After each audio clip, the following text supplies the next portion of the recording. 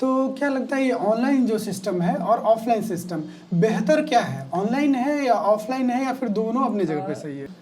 ये जो coaching industry की जो आप बात कर रहे हैं ना, तो कोचिंग इंडस्ट्री की शुरुआत बिहार में ही हुई थी। मैं प्राइमरी लेवल को ना ऑनलाइन एजुकेशन से चाहता हूँ कि वो दूर रहे, वो मिट्टी में खेले कूदे, वो बहुत अच्छा है, वही बेहतर उनका वो शारीरिक भी सही होगा, वो स्ट्रेंथ वो बढ़ेंगे। ठीक है,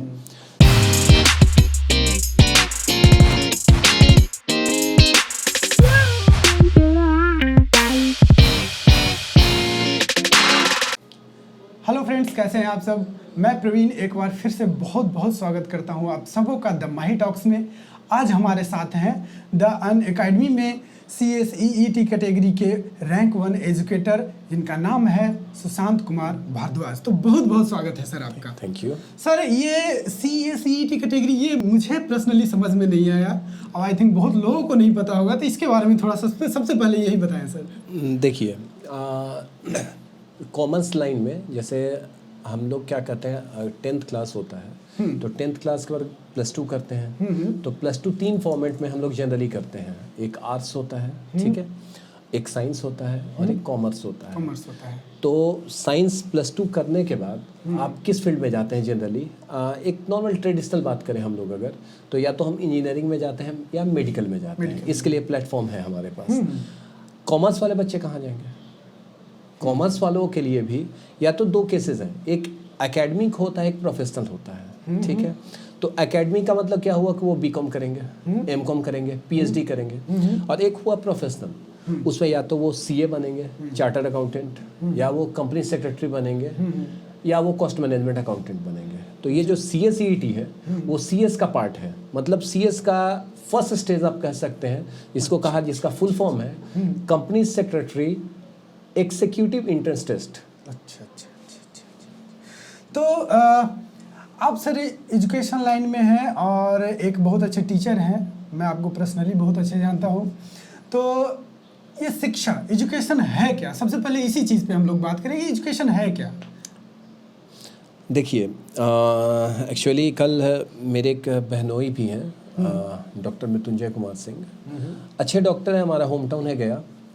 उन्होंने भी मुझसे कल ही जस्ट बात ही हुई तो मुझसे पूछे कि एक बात बताओ, तुम एक टीचर हो। तो मैंने बोला हाँ। तो ऑनेस्टली बताना कि what do mean by education, education क्या है क्या एजुकेशन?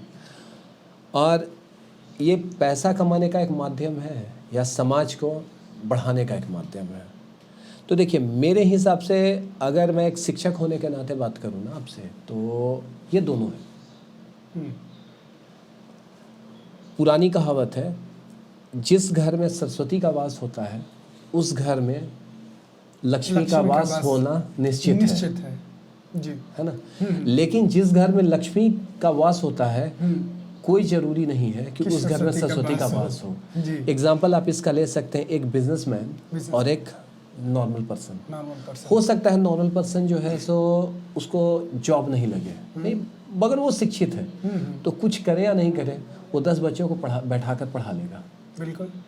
लेकिन बिजनेसमैन अगर उसके पास कोई नॉलेज नहीं है, तो अगर भगवान ना करे ये किसी के साथ हो, लेकिन अगर बिजनेस डूबता है तो उसे उठने में वक्त लग जाएगा कि वहाँ पे शिक्षा बहुत जरूरी हो जाएगी। कहा जाता है, बिहार में कहावत भी है, बिहार की मैं बात करूंगा ज़्यादा क्योंकि मैं बिहार से हूँ। तो कहा जाता है कि अगर आप पढ़े लिखे हैं, अगर आप चोरी भी करते हैं ना, तो उसका एक अलग तरीका होगा।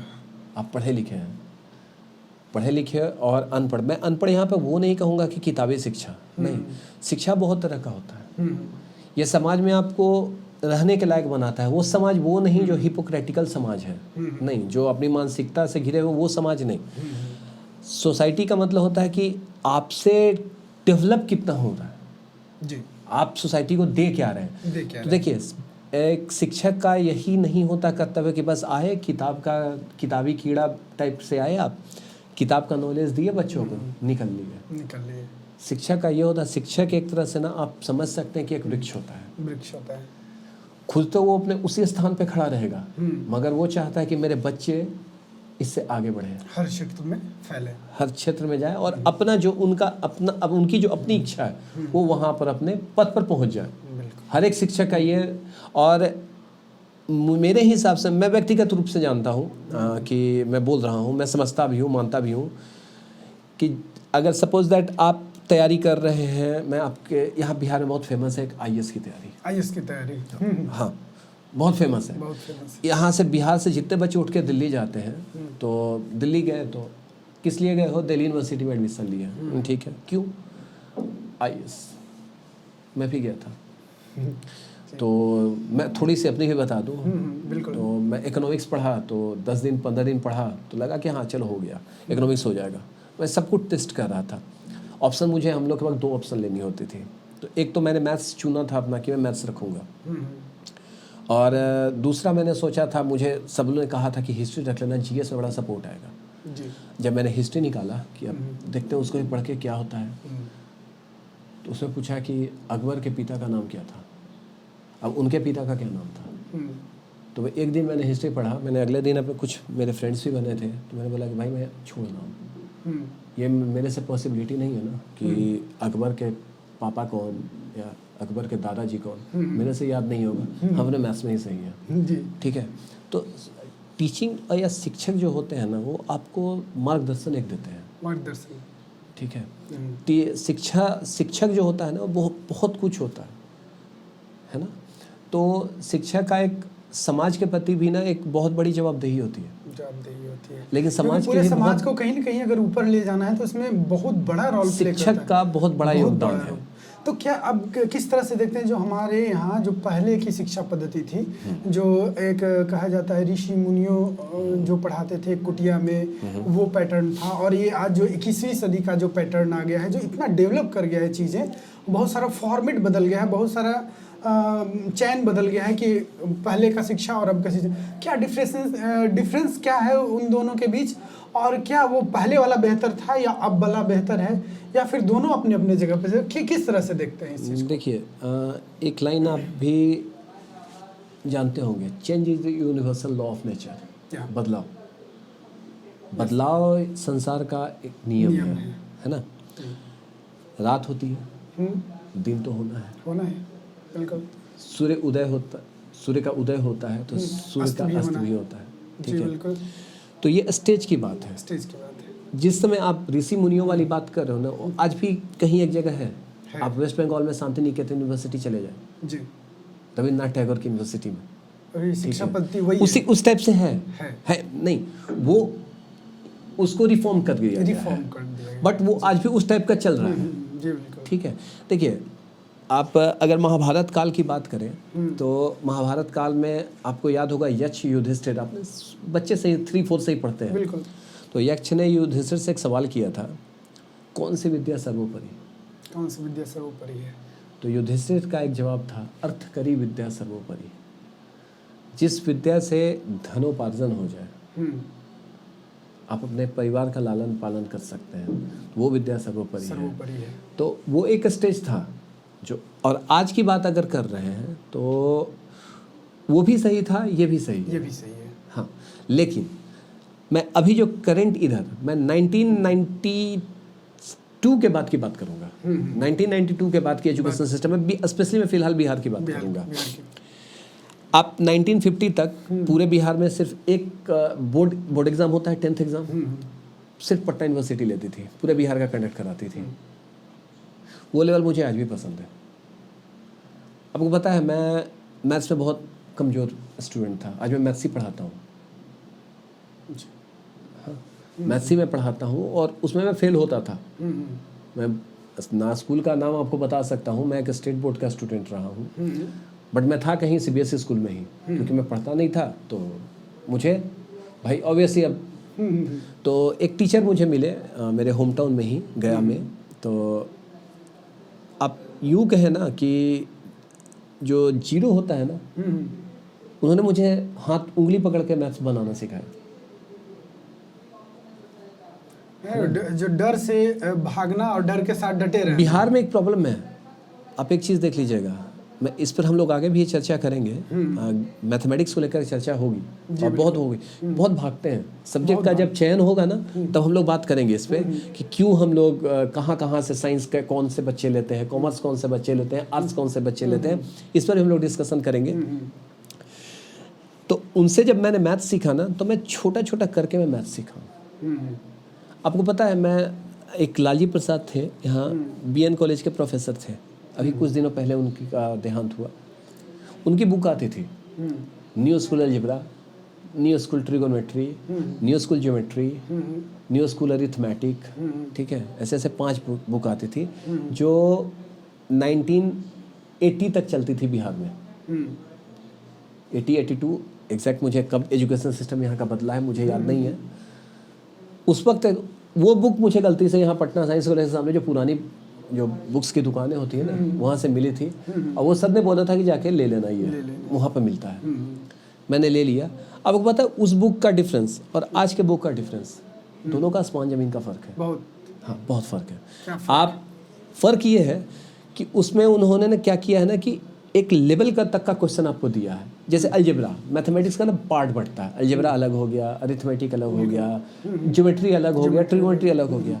आज का आप करंट बुक सिस्टम देख लो, एक बुक में सारा कुछ है, 500 पेज, 1000 पेज, ठीक है, वो अकेला 400 पेज, एक टॉपिक, अलजेब्रा, ट्रिगोनोमेट्री, ज्योमेट्री।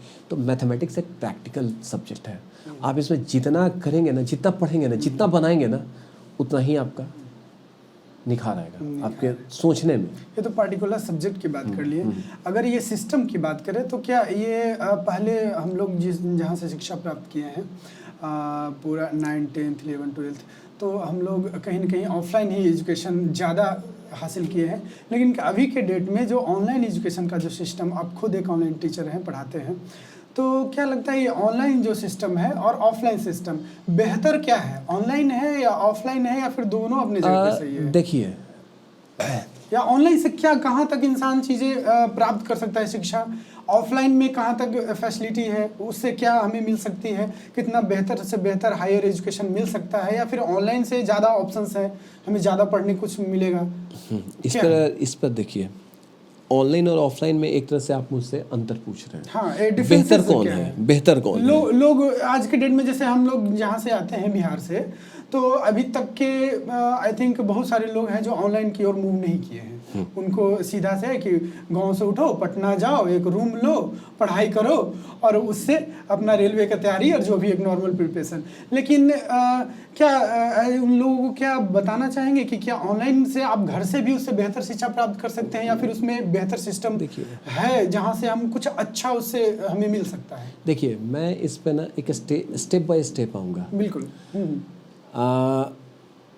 मैं एक शिक्षक हूँ, तो मेरे हिसाब से एक प्राइमरी लेवल होता है पढ़ाई में, एक सेकेंडरी लेवल होता है, एक हायर सेकेंडरी लेवल होता है। मैं प्राइमरी लेवल को ना ऑनलाइन एजुकेशन से चाहता हूँ कि वो दूर रहे। वो मिट्टी में खेले कूदे, वो बहुत अच्छा है, वही बेहतर उनका वो शारीरिक भी सही होगा, वो स्ट्रेंथ वो बढ़ेंगे, ठीक है।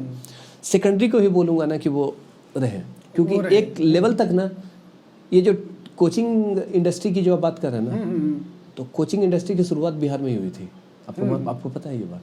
1977 या 1978 में जो कोचिंग हाँ, कोचिंग इंडस्ट्री की जो पूरा इतना आज के डेट में जो चल रहा है, 1977 या 1978 में वो शुरुआत किसने की थी जानते हैं? साइंस का शुरू हुआ था। वो साइंस कॉलेज के कुछ टीचर्स ने किया था। क्यों? उसकी एक बहुत मतलब गूढ़ वजह थी। वजह ये थी कि साइंस कॉलेज में हर कोई का नामांकन नहीं हो पाता था। बहुत बड़ा कॉलेज था, इसमें इंडिया का टॉप 5 कॉलेज में आता था। आज अलग बात है, वो स्थिति नहीं रही है, परंतु एक समय ये हिंदुस्तान का नंबर 1 कॉलेज हुआ करता था। लेकिन कुछ टीचर्स, यहाँ के कुछ बड़े टीचर्स, उन्होंने डिसाइड किया कि भाई कुछ बच्चे तो अच्छे हैं, लेकिन सीट तो लिमिटेड है हमारे यहाँ, सारे तो ले नहीं पाते थे, क्यों ना इन लोगों को यहाँ के शिक्षा के द्वारा ही पढ़ाया जाए। वहाँ से शुरुआत हुई हिंदुस्तान में कोचिंग परंपरा। तो मतलब कोचिंग का जनक जो है वो बिहार ही है, और बिहार का पटना। किसी भी अच्छे चीज़ का गणित का जनक भी बिहार ही है। आर्यभट्ट, जीरो, शुरुआत मैथमेटिक्स जीरो से होती है। बिल्कुल, है ना? बिहार का बहुत बड़ा योगदान रहा है हमारी शिक्षा पद्धति को चेंज करने में, या फिर किसी भी चीज़ को पूरा पलटने में। हाँ, चाहे वो राजनीति की बात करें या किसी चीज की, किसी भी चीज की, बिहार जो भी का चीज, बहुत बड़ा इसको योगदान कहिए कि एक रेनेसा उसको आप कह सकते हैं, मतलब क्रांति बिहार से ही शुरू हुई है। तो हम लोग मुद्दा से थोड़ा भटक गए हैं, तो क्या ऑनलाइन एजुकेशन हायर एजुकेशन के लिए सही है? बहुत सही है। मैं आपको बोल रहा हूँ ना कि जैसे कुछ चीज़ें होती है ना, मैं आता उस पे, लेकिन कोई नहीं। जैसे अब देखिए, मैंने बिहार एक अपने आप में बहुत बड़ा सब्जेक्ट है, जाएंगे उतना ये बहुत बड़ा सब्जेक्ट है। तो डाइवर्सन तो खैर अमूमन है, वो होना है। बिल्कुल बिल्कुल। तो देखिए, मैंने आपसे भी 3 चीज़ों का जिक्र, 3 स्टेज का जिक्र किया, प्राइमरी, सेकेंडरी। मैं सेकेंडरी, हायर सेकेंडरी में भी 10th तक कहूँगा कि 10th तक बच्चों को ना शिक्षक से आंखों में आंखें मिलाकर पढ़नी चाहिए। बिल्कुल। क्यों, वो भी बताता हूँ। आप बडिंग हो, बडिंग मतलब क्या, आपको ही पढ़ने का वक्त है। आप एक पेट पालो। मैंने एक एग्जांपल के साथ मैं समझा रहा हूँ, आप समझना। जैसे आपने मान लिया कोई पपी लिया, खरीदा, आपको शौक है कि मैं घर में अपना कुत्ता रखूँ या डॉग्स रखूँ, पेट्स रखूँ, कैट्स रखूँ, सब कुछ रखूँ, ठीक है। क्या आपको लगता है आप 2 साल की उम्र का डॉग्स लेकर आएंगे? नहीं, आप बच्चे को लेकर आएंगे, बच्चे को लेकर, महीने का, 2 महीने का या 2.5 महीने का, बहुत ज़्यादा, आप उसको लेकर आएंगे। क्यों? क्योंकि आप उसको नहीं, आप उसमें डिसिप्लिन भर सकें, वो आपकी बातों को समझे। आप बच्चा आपका समझेगा, लेकिन बड़े आपकी बात नहीं समझेंगे। अब कहावत है यहाँ बिहार में, क्या, बूढ़ सुगा पोस नहीं मानता, ऐसा है ना? वही बात है, ठीक है। तो 10th तक ना बच्चों को बहुत सोच विचार से ये चीज़ करना चाहिए। गार्जियंस का भी, देखिए गार्जियन में भी आज के डेट में ना कमियाँ गार्जियन में भी है, मैं तो ये मानता हूँ। उनके पास वो ऐसा अर्थकरी समय हो गया ना कि पैसा कमाने के अलावा उनको कुछ दिखता नहीं है, अपने बच्चों को समय नहीं देते। उनको सबसे पहले अपने बच्चों के लिए आप मत निकालो ना 24 घंटा, ऑब्वियसली 24 घंटा आप अगर निकालेंगे तो वो आप उन्हें पढ़ाएंगे कैसे? आप कमाएंगे नहीं तो खिलाएंगे कैसे या पढ़ाएंगे कैसे?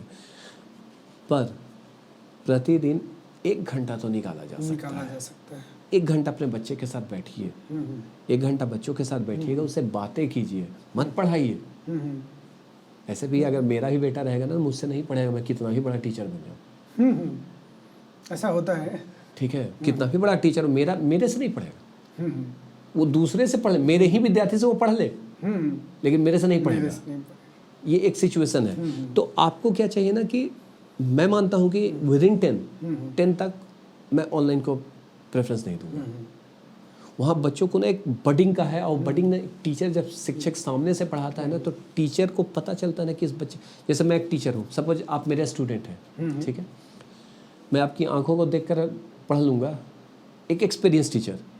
अब आज से शुरू किए हैं तो वो पॉसिबल नहीं है। आपकी आंखों को देख के कि बच्चा समझ में आ रहा है कि नहीं बच्चे को, ये ऑनलाइन में नहीं हो सकता, क्योंकि आप चेहरा तो देख नहीं रहे हो, बस बच्चा आपका चेहरा देख रहा है। अब बात है 12 क्लास और 11 क्लास की। तो 10th क्लास में एक मैच्योरिटी लेवल ऐसा ही हो जाता है। जैसे मान लीजिए आप 90%, हाँ, बच्चे समझने लगते हैं कि उनका अच्छा बुरा क्या है। जैसे जब वो डिसाइड कर सकते हैं, जब वो 10th के बाद वो अपना सब्जेक्ट डिसाइड कर सकते हैं, तो अपनी शिक्षा पद्धति को भी वो डिसाइड कर सकते हैं। हाँ, मैं कुछ बिहार के लोकलाइट्स की बात नहीं करूँगा जो गार्जियन के प्रेशर में, जिनको मन है आर्ट्स पढ़ने का, लिटरेचर पढ़ने का, नहीं, शर्मा जी का बेटा ये नहीं इंजीनियर बना, तुमको ही बनना है, मजबूरन मैथ्स ले लिया, साइंस ले लिया, ठीक है, तो उसको इग्नोर करें। जो बच्चे गार्जियन कुछ है कि नहीं तुम इंडिपेंडेंट, तुमको क्या पढ़ना है, तो मुझे स्टूडेंट के हिसाब से ही एजुकेशन ज़्यादा बेहतर है। हाँ, वो ये जो है ना, ये जो आप क्षेत्र बोल रहे हैं ना कि ऑनलाइन बेस्ट है या ऑफलाइन बेस्ट है, तो ये 12th तक का स्टूडेंट को खुद स्ट्रेंथ करना चाहिए। लेकिन एक चीज़ और है इसमें, ऑनलाइन ऑफलाइन में अंतर क्या है। देखिए, अगर साइंस सब्जेक्ट या कहीं की भी बात करते हैं, आप कॉमर्स में ही बात करें तो अकाउंटिंग की बात करेंगे हम। मैं बेसिकली साइंस बैकग्राउंड से हूँ, लेकिन अब कॉमर्स बैकग्राउंड से भी हो गया हूँ। जब CS को पढ़ा रहा हूँ तो वैसे कॉमर्स बैकग्राउंड भी है मेरे पास, ठीक है। साइंस में प्रैक्टिकल ज़्यादा है, नंबर ऑफ क्वेश्चंस आपके ऑफलाइन में टीचर्स नहीं बनवा पाएंगे, इम्पॉसिबल। अगर 1 घंटे या 1.5 घंटे की क्लास है, अगर वो बोर्ड पर लिख रहे हैं, आपको लगता है कि बोर्ड पर वो 50 क्वेश्चन लिख देंगे? संभव नहीं है, मुश्किल है। हाँ, अभी की आप बात करें कि ऑफलाइन में स्मार्ट बोर्ड ऑलरेडी PDF लिखा हुआ है, स्टाफ रखे हुए हैं, तो ये रखे पॉसिबिलिटी है, वो भी ठीक है।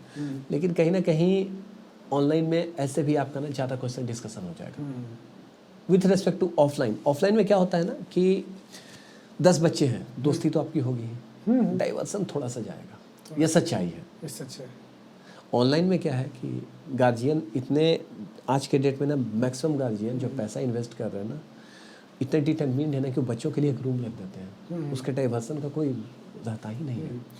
एक बीच में एक सवाल करना चाहेंगे कि क्या ये एक होते हैं क्रूर टीचर, मतलब पूरा हार्ड, जैसे हर स्कूल में देखते हैं हर सब्जेक्ट का अलग अलग टीचर हैं। कोई टीचर होते हैं बहुत हार्ड, कोई टीचर होते हैं बहुत सॉफ्ट, जो एकदम घुल मिल कर रहते हैं, बच्चों के साथ अटैचमेंट ज़्यादा रहता है। लेकिन कहीं ना कहीं होता है कि बच्चे भी उनको वैल्यू देना कम कर देते हैं धीरे धीरे। तो क्या क्रूर वाला सेक्टर है जो वो टीचर ज़्यादा बेहतर होते हैं, या फिर सॉफ्ट कॉर्नर वाले टीचर ज़्यादा बेहतर है? एज ए टीचर आप क्या कहना चाहेंगे, क्या बेहतर होता है? एक टीचर को क्या स्वभाव होना चाहिए? मैंने अभी एक आपके पास एग्जांपल लिया पपी का, है ना। क्रूर का मतलब वो दिल से क्रूर नहीं होने चाहिए, है ना।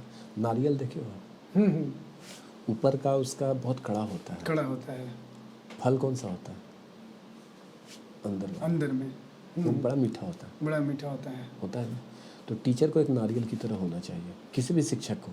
आप फ्रेंडली होइए या आप क्रूर भी होइए, लेकिन एक लिमिटेशंस तक, एक डिस्टेंस होना एक लिमिटेशंस होना चाहिए। तो मैं यहाँ पर बेसिकली ऑनेस्टली मैं बता रहा हूँ ना, मैं अपने स्टूडेंट्स को ऑनलाइन भी पढ़ाता हूँ, तो लड़कों को कभी उल्लू, मंकी, बकरा बोलते रहता हूँ, और लड़कियाँ जिनको मैं बेटी बोलता हूँ, I think I am proud father of 1000+ girls, 1000+ लड़कियों का, वो जिसमें बहुत सारी लड़कियाँ मुझे सर बहुत कम ही बोलती हैं, वो पप्पा ही या पॉप्सी, यही मेरा मतलब यहाँ इंट्रोडक्शन मेरा यही है। हाँ, स्टूडेंट लोग, लड़के लोग जो हो मुझे सर बोलते हैं। तो यहाँ पर जो आपका जो मेरा फ्रेंडली बिहेवियर है स्टूडेंट के साथ, लेकिन इतना भी फ्रेंडली नहीं कि चीजें सब कुछ एक स्टेज, हाँ, एक स्टेज पे आप देखो, बच्चे जब बड़े होते हैं ना, तो बिहार में भी कहावत थी कि जिस दिन बाप का जूता अगर बच्चे को हो जाए ना, तो बाप को भी चाहिए कि बच्चे से अपना दोस्ताना व्यवहार करें। इसका मतलब ये थोड़े ना कि आपके साथ बैठ के वो सिगरेट पीने लगेंगे, पॉसिबिलिटी है नहीं है, एक लिमिटेशंस है ना। आप बच्चों को इतना इंडिपेंडेंट दीजिए ना कि वो आपसे बोल सके, अपनी प्रॉब्लम को आपके सामने समक्ष रख सके। इतना इंडिपेंडेंट किसी भी टीचर के सामने स्टूडेंट को होना चाहिए, डर नहीं हो जाए कि इंसान कुछ पूछे ही नहीं डर से। हाँ, तो वो ये दोनों कैसे नुकसान है। हाँ, वो एक बहुत बड़ा नुकसान है, वो समाज के लिए बहुत बड़ा नुकसान है, क्योंकि इतना तो आप अभी एक बात बताएं कि 1000 जो गर्ल्स हैं जिनको आप पढ़ा रहे हैं, तो इससे मैं एक सीधा सवाल करना चाहूँगा, क्या गर्ल्स का जो एजुकेशन है वो कितना इम्पोर्टेंट रखता है हमारे समाज में, या फिर देखा जाए पूरे ऑल ओवर वर्ल्ड में? और अगर खास बिहार की बात करें तो बिहार में कितना इम्पोर्टेंट है? क्योंकि अभी एक मैटर चल रहा है जो जहाँ भी यूट्यूब खोलो आरती छोटू न्यूज़ क्या क्या, तो ये सब कहीं ना कहीं इफेक्ट डालता है समाज पे, एक बुरा इफेक्ट डालता है, और एक एजुकेशन के अभाव में लोग इधर उधर भटक जाते हैं। देखने का नजरिया है ना, देखने का नजरिया आप रील्स तो, देखकर, हाँ, मैं एक चीज बोलूंगा, आप एक रील्स को देखकर आप लड़कियों को भाप नहीं सकते तो लड़कियों का जो शिक्षा है वो कितना ज्यादा जरूरी है, इस पे क्या कहना चाहेंगे? हाँ, अपने तरह से एक एज ए टीचर क्या देखते हैं? एक ही लाइन में बोलूंगा, पढ़ेंगी बेटियां तो बढ़ेंगी बेटियां, है ना। एक बड़ा पंचलाइन बहुत अच्छा था, बिहार सरकार ने दिया था, बिहार सरकार। तो अब देखिए यहाँ पर मैं बहुत सारी चीज़ें बात करूँगा। मुझे नहीं लगता कि 15 साल पहले आपको याद भी होगा बहुत कुछ। 15 साल पहले का बिहार को देखिए, अब चाहे आप अभी की बात करें, आप रोड पर निकलते हैं,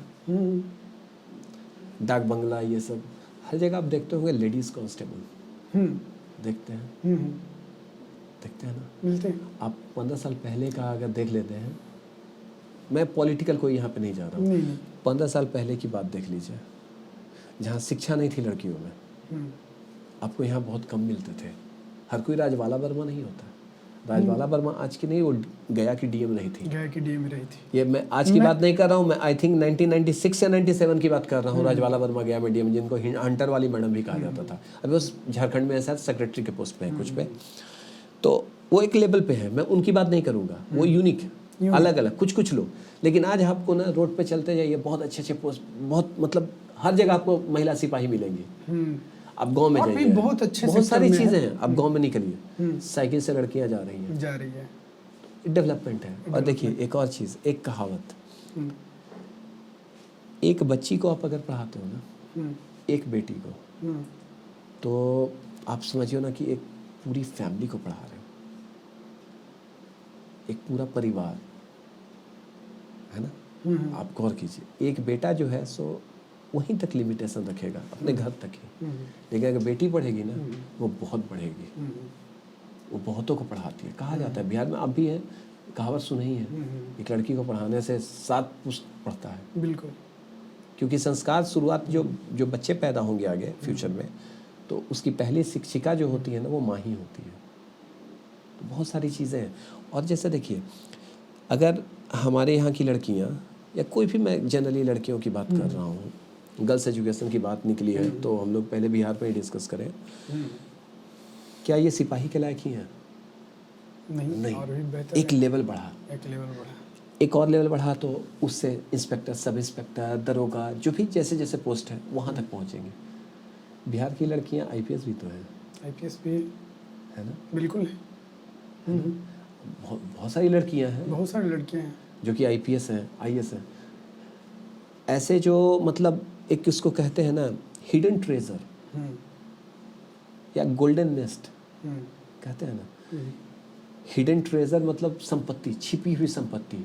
बिहार में ना हर घर में एक छिपी हुई संपत्ति है। ये लड़का हो या लड़की हो, टैलेंट की कमी नहीं है, बस ये जो नज़रिया है ना, वो ढूंढने वाला चाहिए। एक जौहरी जो होता है ना, हीरे की पहचान बड़ा अच्छा करता है। हम लोग जैसे अगर स्टूडेंट को ऑनलाइन भी पढ़ाते हैं ना, या ऑफलाइन भी पढ़ाते हैं ना, 2 से 3 क्लास लेते हैं, हम लोग को टारगेट दिख जाता है ना कि हाँ, he is going to crack this exam, वो ये एग्ज़ाम निकालने वाला है। अब आप सोचिए वो क्या होता है। तो ये नज़र हम अगर 10-20 पर रखते हैं, तो और पे भी नज़र होगी। तो गर्ल्स एजुकेशन जो है ना, बहुत बहुत बड़ी चीज़ है। आज मैं बिहार सरकार का यहाँ पर बहुत शुक्रगुजार हूँ। ऑनेस्टली सेइंग, मैं बहुत इज्जत करता हूँ अभी करंट बिहार गवर्नमेंट की, जो गर्ल्स एजुकेशन बहुत वर्क कर रही है, बहुत ज़्यादा वर्क कर रही है, मैं मानता हूँ। खैर, हम लोग अभी शायद हम लोग लौटे अभी ऑनलाइन और ऑफलाइन में। हम लोग वहाँ से निकल के यहाँ गर्ल्स एजुकेशन पे बीच में क्रॉस करते हुए हम लोग फिर से वहीं पे आते हैं, थोड़ा सा ऑनलाइन पे। ऑनलाइन का वहाँ तक बताया हायर लेवल पे, ठीक है। तो मैं बोलूँगा ना कि प्रोफेशनल लेवल का जो एजुकेशन है ना, वो ऑनलाइन ही करना चाहिए। प्रोफेशनल लेवल का एजुकेशन या तैयारी वारी जो भी है, क्योंकि आपको ना ऑफलाइन में क्या होता है ना कि जैसे आप मानिए आईआईटी की तैयारी कर रहे हैं या नीट की तैयारी कर रहे हैं, आपको आने जाने का बड़ा समय लगता है, थकावट फिजिकल, वो बड़ी थकावट होती है। और ऑनलाइन में आप घर में बैठे हो, देखो कंफर्टेबिलिटी कहाँ, मैं आपके पास बैठा हूँ, मैं यहाँ कंफर्टेबल हूँ या नहीं हूँ ये मैं जानता हूँ, है ना। लेकिन यही मैं अपने घर में रहता ना, मैं डेफिनेटली मैं कंफर्टेबल में रहता। बिल्कुल हो सकता मैं आपसे फ्रेंडली हूँ, मैं सबसे फ्रेंडली हूँ, तो मैं यहाँ पे कंफर्टेबल हूँ। लेकिन मैं घर पे रहता ना, अलग माहौल, वो अलग माहौल होता है ना। तो ये चीज़ है, मैं प्रोफेशनल एजुकेशन को हमेशा ऑनलाइन पे ही ट्रीट करूँगा। प्रोफेशनल एजुकेशन में लोग कहीं ना कहीं ये हो जाता है कि इंसान उतना मैच्योर हो जाता है कि अपने चीज़ों को खराब नहीं करें। Exactly, this is the main reason कि वो एक एज से ना, क्योंकि आज के डेट में ना, हाँ, वो अपना अच्छा बुरा समझ सकते हैं, अच्छा बुरा समझ सकते हैं। हाँ। तो वहाँ पे इंसान इतना तो सख्ती की जरूरत नहीं है वहाँ पे सख्ती की जरूरत नहीं, इतना तो समझ में आ ही जाता है इंसान को कि जो खराब करेंगे हो गया तो खुद का करेंगे। नहीं, ये डेवलपमेंट हो गया। हमारे वक्त हम लोग 10th में थे, तो सच बताऊं तो मेरे पास मोबाइल तक नहीं था, मोबाइल आई नहीं थी, स्मार्टफोन तो आई नहीं थी। आज का बच्चा पैदा हो रहा है, वही स्मार्टफोन यूज कर रहा है भाई, स्मार्टफोन से ही देखेगा तो वो तो ऐसे ही डेवलपमेंट हो गया है ना। वो तो ऐसे ही वो बहुत ऊपर लेवल पे स्टेज पे चला गया। जैसे आपने अभी मैंने आपको बोला ना कि जो ऋषि मुनि वाली शिक्षा आपने बोली और करंट एजुकेशन सिनेरियो, तो ये ऋषि मुनि उस स्टेज पे बहुत अच्छा था। आज के स्टेज पे आज वाला जो है वो भी अच्छा है ना। लेकिन मैं डिफरेंसेस वही बोल रहा हूँ ना कि मैं 1990s के पहले के एजुकेशन को ज़्यादा बेटर मानता हूँ with respect to current education. और गवर्नमेंट को भी इस पर सोचना चाहिए। जैसे न्यू एजुकेशन पॉलिसी लाया भारत सरकार, न्यू एजुकेशन पॉलिसी, भाई ठीक है न्यू एजुकेशन पॉलिसी अप्लाई है, आपका सोर्स ऑफ डाटा क्या था, किस बेसिस पे आपने की डेवलपमेंट किया, कि हाँ कैसे किया, कहाँ से डाटा लिया। आपको तो एक टीचर से भी डाटा लेना चाहिए ना, आपको तो डाटा एटलीस्ट टीचर से भी लेना चाहिए था। मैं तो एक टीचर हूँ, मेरे से तो आज तक किसी ने डाटा ये पूछा ही नहीं। देखिए एकेडमिक कभी भी किसी भी संस्थान को, खास करके मैं कॉमर्स की बात करूँ अगर, तो एकेडमिक्स और प्रोफेशनल को कंप्लीट अलग कर दो आप, कंप्लीट अलग। यहाँ सीए, मैं फ़िलहाल सीए की बात करता हूँ। सीए में यहाँ जितने भी संस्थान है ना, मैं बताऊंगा उसके बारे में क्या क्या है, सीए में क्या क्या होता है मैं वही बताऊंगा, तो क्योंकि पब्लिक को ये एटलीस्ट पता चले कि आखिर है क्या ये। ठीक है। सीए का मतलब यहाँ के जितने भी कॉमर्स संस्थान है ना, जो ट्रेडिशनल कॉमर्स संस्थान है पढ़ाते, आप देखिएगा रोड पर जितना कॉमर्स इंस्टीट्यूट है ना, सब में लिखा हुआ रहेगा an institute for 11, 12, BCom, CA, CS, CMA, सब लिखा हुआ रहेगा, सब लिखे रहते हैं। ठीक है। लेकिन ऑनेस्टली बता रहा हूँ ना, प्रोफेशनल विंग उनका है ही नहीं, है ही नहीं। सीए का मतलब यहाँ कम अगेन, सीए का मतलब कम अगेन, लेकिन मेरे हिसाब से चैलेंज एक्सेप्टेड। कम अगेन नहीं, वो तो फिर आप पहले ही डिमोटिवेट कर दिए। जैसे तुम आए हो ना, इसमें घुसे हो ना, अभी घुस तो जाओ, फिर यहीं से शुरू करोगे, फिर यहीं से शुरू करोगे, लगे रहो। तो ये तरीका। अब जैसे देखिए फाउंडेशन की बात है, देखिए 3 स्टेज पे कोई भी प्रोफेशनल होती है। सीए की बात करें तो सीए फाउंडेशन, सीए इंटरमीडिएट और सीए फाइनल। सीएस की बात करें तो CA CET, CS executive, CS professional. CMA की बात करें तो CMA foundation, CMA intermediate, CMA final. अब देखिए सीए फाउंडेशन में क्या है, 4 पेपर पढ़ने हैं 400 मार्क्स के, accounts, economics, law, mathematics. Mathematics नाम सबका अलग अलग है, 400 नंबर का है। मैथमेटिक्स में 3 पार्ट है, मैं अपने सब्जेक्ट की बात करूँगा। मैथ्स, स्टैट और लॉजिकल रीजनिंग। मैथमेटिक्स, स्टैटिस्टिक्स और लॉजिकल रीजनिंग। मैथमेटिक्स 40 नंबर का है, स्टैटिस्टिक्स 40 नंबर का है और 20 नंबर का लॉजिकल रीजनिंग है। यहाँ का ट्रेडिशन क्या है आपको पता है? मैथमेटिक्स को हर्डल मानते हैं कॉमर्स वाले। यहाँ कॉमर्स लेता ही कौन है 10th में, आपको मालूम है? हमसे मैथ्स नहीं आता तो हम कॉमर्स ले लेते हैं, जबकि उनको पूरा पता नहीं होता है कि कॉमर्स में अकाउंट तो खुद एक मैथमेटिशियन ने आविष्कार किया था। मैं खुद इसी चीज़ का मारा हुआ इंसान हूँ। 10th की अच्छा भैया लिए हैं कॉमर्स, हम भी ले लेते हैं। यही स्थिति है, कोई मतलब ही नहीं है कि हम क्यों ले रहे हैं, क्या पर्पस है, उससे क्या होने वाला है, इससे कोई मतलब बताने वाला नहीं है ना, वो लिए है ना, बताने वाला नहीं है ना, बताने वाला कोई नहीं है ना।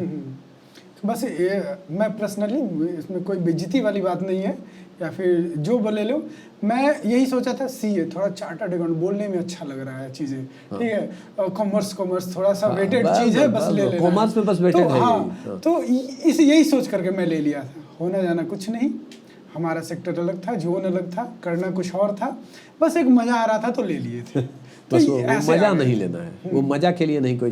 देखिए मज़ा तो ये कहीं ना कहीं गाइडेंस के कारण हाँ हमारी चीज़ें इल गाइडेंस आप इसको कह सकते हैं, या मिस गाइडेंस, ठीक है। तो मैं आपको बता रहा हूँ, यहाँ पटना जो चर्चा हुई हमारी कि 400-500 पहले बच्चे होते थे, आज ये 30-40-50 पे क्यों अटक गए। तो यहाँ जितने भी संस्थान हैं ना, 40 नंबर मैथ्स में ले आना है तुमको। पहले सीपीटी होता था तो 15 नंबर लाना होता था 50 में, ठीक है। पहले 15 नंबर के लिए यहाँ टीचर पढ़ाते थे, आज 40 के लिए पढ़ा रहे हैं।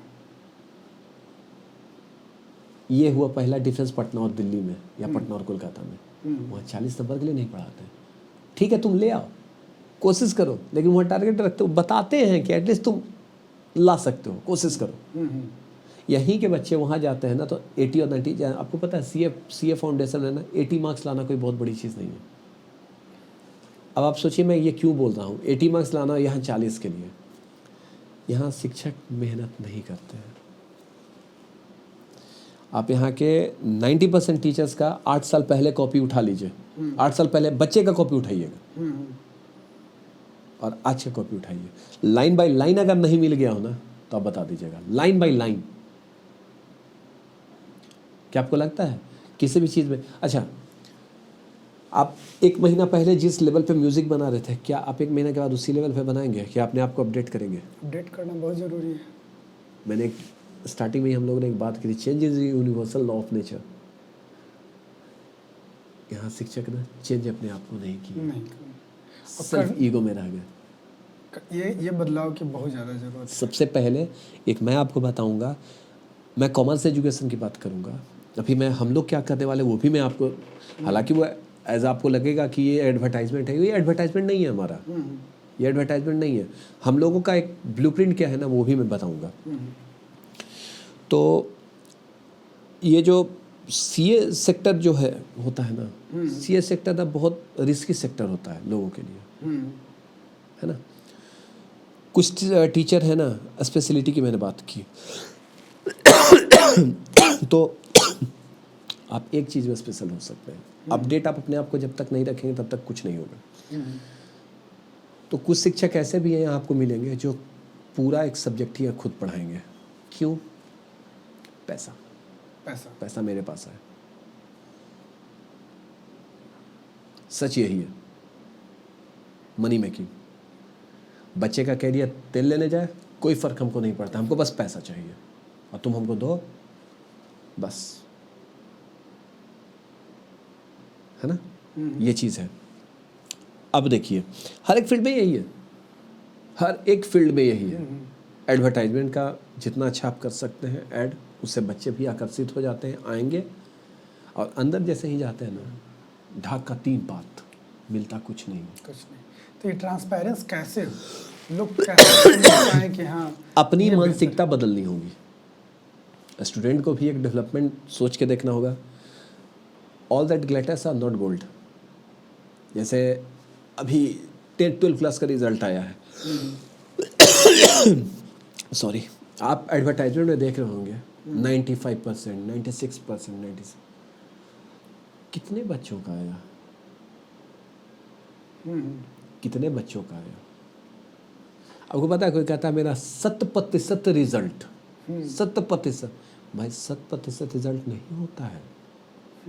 अब बच्चों को 9th क्लास तक बच्चों का मैक्सिमम सीबीएसई स्कूल खून चूसती है बच्चों के माँ बाप का, उसके बाद प्री बोर्ड के नाम पर उसको निकाल देती है।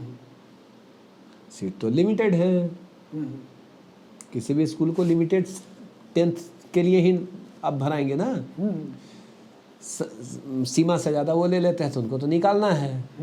तो कुछ हर बच्चे तो उस लेवल पे होते नहीं हैं। तो ये जो प्री बोर्ड वाला गेम है ना, ये बहुत दिन से चलता आ रहा है। अच्छा। ये जितने भी संस्थान है ना, रिजल्ट आता है उनका एक स्टार बैच होता है, उसमें 25 से 30 ही बच्चे होते हैं, बाकी तो पैसा कमाने का जरिया है। हम लोग आज काफ़ी सारे मुद्दों पे डिस्कस किए और काफ़ी लोग को बहुत कुछ समझ में आया होगा और बहुत लोग को बहुत जानकारी भी प्राप्त होगी। तो हम सीधे सीधे कुछ बातें करना चाहेंगे। जैसे सीए के आप टीचर हैं, तो सीए के लिए बेस्ट ऑप्शन क्या है?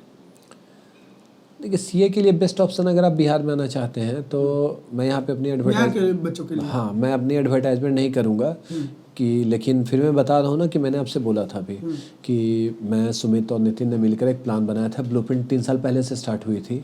आज वो समय आ रहा है, अब जल्दी ही हम लोग यहाँ पे एक संस्थान अपना डाल रहे हैं जो कि सिर्फ सीए, सीएस और सीएमए की एजुकेशन है। कोई वहाँ एकेडमिक पढ़ाई नहीं होगी। और जो लोग ये ऑफलाइन नहीं आना चाहते, ऑनलाइन क्या, उनके लिए ऑनलाइन का व्यवस्था हम लोग कर देंगे। ऑनलाइन व्यवस्था हो जाएगी। हाँ, ऑनलाइन का व्यवस्था हो जाएगा। क्या बदलाव होना चाहिए शिक्षा को लेकर के बिहार में? जो मुख्य बदलाव होने की जरूरत है वो क्या है? एज ए टीचर, व्यापारीकरण बंद होना चाहिए। व्यापारीकरण बंद होना चाहिए। बस शिक्षक को एक शिक्षक होना चाहिए, ना कि एक, या तो आप यूँ कहें उसको, ना कि एक सेल्समैन, ना ही एक बिजनेसमैन। वो एक टीचर है और शिक्षक की मर्यादा का उल्लंघन नहीं हो। शिक्षक की कुछ मर्यादाएं होती हैं, उसका पालन करें। सच्चाई है और बहुत कुछ है। मैंने इतने से वर्ड में बहुत कुछ आपको बोल दिया। बिल्कुल बिल्कुल बिल्कुल, समझने वाले समझ ही गए। और क्या लगता है ये शिक्षा जो हमारे बिहार अभी जिस स्थिति में है, यहाँ पे शिक्षा का दर बहुत कम है, तो हमारे गार्जियंस को शिक्षित होना बहुत ज़रूरी है। उन लोग को भी जानना ज़रूरी है कि हाँ, शिक्षा, बेहतर शिक्षा कहाँ से मिलेगी, या गार्जियन शिक्षित होंगे तब हमारा आगे आने वाला जनरेशन शिक्षित होगा। नहीं, गार्जियन का पढ़ा लिखा, मैंने पहले ही बोला ना कि मेंटली पढ़े लिखे हो, मेंटली पढ़े बुकिस पढ़े लिखे हो या ना हो, चलेगा। अब देखें बहुत सारे आईएएस, उनके सारे बेटे आईएएस बन जाते हैं क्या? नहीं। उंगलियां 5 हैं, 5 उंगलियां बराबर हैं क्या? हिंदुस्तान को ना हर एक लोगों की ज़रूरत है। अगर हिंदुस्तान को डॉक्टर चाहिए तो हिंदुस्तान को इंजीनियर भी चाहिए, हिंदुस्तान को चार्टर्ड अकाउंटेंट चाहिए तो हिंदुस्तान को कंपनी सेक्रेटरी भी चाहिए, हिंदुस्तान को एक टीचर चाहिए, हिंदुस्तान को एक लॉयर भी चाहिए, तो हिंदुस्तान को एक 4th ग्रेड का भी चाहिए। हर एक देश को हर एक काम के लिए ना, और हर एक की ना अपनी एक अस्मिता भी होती है और अपना एक इम्पोर्टेंस होता है हर एक चीज़ का, ठीक है। तो बात यहाँ अगर शिक्षित की होनी चाहिए ना, तो शिक्षित नहीं, मेंटली आप एजुकेटेड हो कि आपको ना, आप अपडेट रहे, बस अपडेट रहे, ज़माने से अपडेट। हाँ, अपडेट रहे। मैंने एग्जाम्पल दिया ना आपको कि आईएएस का बेटा सब आईएएस बन जाएगा, नहीं। डॉक्टर का बेटा सब डॉक्टर बन जाएगा, नहीं, कभी नहीं। लेकिन हाँ, जो करेगा ना वो अच्छा करेगा, क्योंकि उसके फादर पढ़े लिखे हैं और मेंटली भी स्ट्रांग है। लेकिन हाँ, वही है कुछ जैसे सरकारी कर्मचारी, जैसे पहले क्या होता था, यहाँ पर मैं थोड़ा सा टाइम लूँगा। पहले क्या होता था, सरकारी नौकरी जैसे मन तैसे लग गया। कोई गवर्नमेंट जॉब में 1980s तक, 84 तक हम बात कर रहे हैं, बहुत ज़्यादा वैल्यू नहीं दिया, पैसे कम थे, चले गए। अब उनका पैसा तो बढ़ गया, अचानक बढ़ गया। मान जाए उनका रिटायर कर गए, गाँव चले गए, उनका कुछ काम नहीं होगा, उनको चाहिए, पढ़े लिखे तो थे नहीं बहुत ज़्यादा, है ना। अब उनका काम होगा गाँव में राजनीति करना, उसके अलावा कुछ नहीं करेंगे। आपको, उनको भी क्या, उनको अपनी मेंटेलिटी सुधारनी होगी। उनको क्या चाहिए ना कि बैठ के जो गांव में 10 आदमी को लड़वा रहे हैं ना, लड़ाए नहीं, ये 90% गांव में आप देख लीजिएगा, ये होता है 90% गांव में होता है, ठीक है, ये फैक्ट है, और इससे आप मुंह नहीं मोड़ सकते हैं। हाँ, उनको क्या चाहिए पता है, उनको चाहिए कि कुछ नहीं करे, कुछ बच्चों को देखे ना कि बच्चा पढ़ने वाला, उसको प्रेरित करे कि पढ़ो, पॉजिटिव जाओ ना यार, आप भी पॉजिटिव ना, क्यों पॉलिटिक्स में हाथ डाले। पॉलिटिक्स में तो गंदी आपको पॉलिटिक्स करना चाहिए, आइए ना विधानसभा, कौन मना कर रहा है। आप कुछ ऐसा काम कीजिए विधानसभा में, पब्लिक आपको कहे कि आप विधानसभा, जब पब्लिक आपको जिता के भेज दे, तो आप कौन सा घटिया पॉलिटिक्स कर रहे हैं, राजनीति, घटिया राजनीति और गंदी राजनीति। एक बात याद रखिएगा, बदनाम लड़के होते हैं, लड़के होते बदनाम हैं कि 20 साल का लड़का, 25 साल का लड़का लड़की छेड़ता है, लेकिन सोसाइटी का ये दुश्मन नहीं है। सोसाइटी के राक्षस व्हाइट कॉलर वाले हैं 55+। मैं क्या बोलना चाह रहा हूँ आप समझ लीजिएगा। सोसाइटी के का सबसे बड़ा डेविल वही है, उस पर किसी को शक नहीं होता है। कुछ लाज, हया, शर्म, स्पेशली इन बिहार,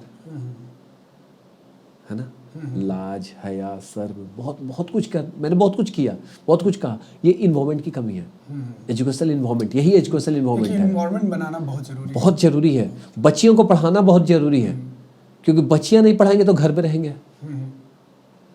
आप बाहर के दुश्मन से बच सकते हैं, घर के दुश्मन से नहीं बच सकते। न्यूज़पेपर सब कुछ बता देता है।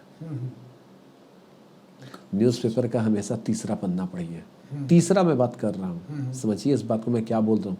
तीसरा पन्ना, पहला तो दूसरा चीज़ है, पहला तो मेन न्यूज़ होता है, दूसरा, और जो न्यूज़पेपर में छोटी छोटी ब्लॉकिंग होती है ना, उसको आप जरूर पढ़िए, बहुत कुछ आप सीख जाएंगे। हर कोई पढ़ता है एडिटोरियल, तो यहाँ आपको आईएएस नहीं बनना है। आप आईएएस की तैयारी नहीं करो कि हर एक न्यूज़पेपर का एडिटोरियल, हिंदू का एडिटोरियल पढ़ो, अच्छा नॉलेज आता है। हाँ, एडिटोरियल पढ़ो या ना पढ़ो आप, लेकिन ज़िंदगी सोसाइटी में जीनी है ना, तो स्ट्रगल करना पड़ता है। अब वो से छोटी छोटी कॉलम पढ़ो, बहुत कुछ आपको मिल जाएगा। स्टूडेंट लोग का यहाँ पे दिक्कत है कि वो अपने आप को डिफाइन नहीं कर पाते हैं कि वो करना क्या चाहते हैं। 10th तक 11 तक पता नहीं होता है कि वो क्या करना है, वो कैसे अपने आप को। मैं यहाँ पे टीचर्स की गलती दूंगा, मैं टीचर्स की गलती दूंगा। अगर मैं भी उस जगह पे हूँ, 10th क्लास का अगर मैं टीचर रहता, मैं अपने आप को भी दोषी करार देता। बच्चे को उस लाइक बना दे कि वो बना ही नहीं सकता है ना। 10th तक का स्कूल में देखिए क्या होगा, कॉमन स्कूल में देखिएगा, 10 हो या 11-12 हो, ठीक है, वहाँ के टीचर से आप अगर ट्यूशन नहीं पढ़ेंगे, आपको एग्जाम फेल कर देगा। ये अलग समस्या है। कुछ स्कूल्स का, कुछ स्कूल को छोड़ के, क्योंकि कुछ स्कूल्स में स्ट्रिक्टली एकदम मना है, आप पढ़ा नहीं सकते हैं, यहाँ के बच्चों को आप नहीं पढ़ा सकते हैं। आज हम लोग बहुत सारे टॉपिक पे बात किए, तो लास्टली आप पूरे बिहार के इवन पूरे भारत के बच्चों स्टूडेंट को क्या मैसेज देना चाहेंगे, एक बढ़िया सा मैसेज जो वो अपने जीवन में कामयाब हो, अपनी तरफ से 2-4 लाइनें। बस एक line, believe in yourself then the whole world will believe in you. अपने आप पर भरोसा रखिए और अपडेट रहिए, जमाने से अपडेट रहना। और दूसरों को मत देखिए, don't never ever dare to compare yourself with any other, everyone has their own shining. हम लोग आज बहुत सारे मुद्दों पे बात किए और मैं बस बातें सुनता जा रहा था और कंटिन्यू सुनता जा रहा था, क्योंकि कहते हैं ना कि बिना गुरु का ज्ञान संभव नहीं है। तो आज हमारे साथ थे गुरु और मैं बहुत कुछ सीखा और बहुत कुछ समझा। आई थिंक आप सबको बहुत सारा नॉलेज प्राप्त हुआ होगा, और जो भी दिक्कतें हैं, जो भी लगता है जिनको कुछ इस क्षेत्र में कहीं भी अच्छा करना चाहते हैं, तो सर का मैं लिंक डिस्क्रिप्शन में मैं दे दूंगा। अगर मैं बिहार के लिए या पूरे इंडिया के लिए ही मैं अपना नंबर भी दे दूंगा, तो आप जो है ना, आप कभी भी ये कांटेक्ट कर सकते हैं, ईमेल आईडी भी मैं भेज दूंगा, मैं आपको इंस्टा का आईडी भी इनको भेज दूंगा, सब कुछ आपको भेज दूंगा। आप उनसे कम्युनिकेट कर सकते हो। आप फ्यूचर के लिए जो भी आपको राय लेनी होगी ना, एजुकेशनल किसी भी फील्ड में, आप उससे ले सकते हैं। That will be free of cost. क्योंकि मैं जिस प्रॉब्लम को फेस किया हूँ, एक सही गाइडलाइन की जरूरत होती है 10th 11th, जो कि बच्चों को नहीं मिलता, जो नहीं मिल पाता है। क्या एग्जैक्ट करना, जैसे मैंने पहले ये बताया कि बस अच्छा मजा आया कि कॉमर्स लेना है तो कर लिया, वो नाम सुन करके, ये इस चीज़ से बहुत लोग फेस कर रहे होंगे। तो अगर सही सलाह की ज़रूरत है तो आप इनसे ले सकते हैं। इनका सारा फॉर्मेट में डाल दूंगा डिस्क्रिप्शन में। और फाइनली हम लोग अब अलविदा लेते हैं आप लोग से, और बहुत मज़ा आया सर आपसे बात करके, बहुत सारे बातें हुई, और बहुत बहुत धन्यवाद इस शो में आने के लिए। आप लोग ऐसे ही द माही टॉक्स में बने रहिए, और अच्छे अच्छे लोगों से बात करवाऊंगा और लाऊंगा मैं यहाँ पे। तो आप सबको बहुत बहुत प्यार देने के लिए बहुत बहुत धन्यवाद। हम फिर मिलेंगे नए एपिसोड में नए लोग के साथ। तब तक के लिए शुक्रिया, बाय बाय, थैंक यू, शब्बा खैर, ऑल द बेस्ट।